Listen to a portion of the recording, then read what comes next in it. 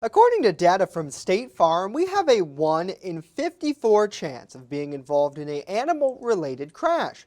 Brendan Scanlon tells us why officials are warning motorists to use caution this season and why you may want to think twice if you encounter a deer on the road.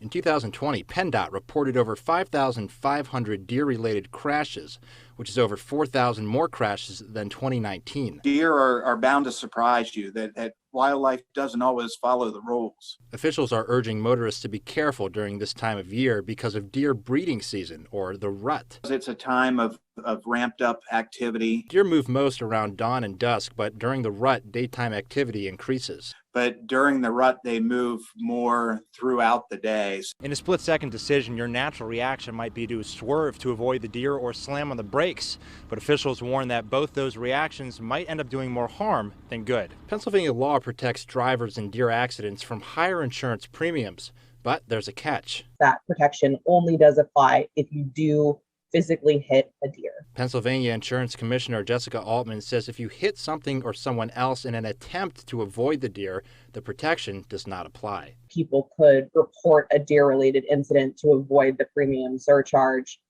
even though there was no deer, right? And unfortunately, we do see that type of misreporting. Altman also adds that slamming the brakes may not be the best idea. When you do that in a car, if you hit the deer, that can actually push the front of your car down and make it more likely that that deer will come up your windshield. However, there are ways to be mindful to avoid deer collisions. Deer rarely travel alone.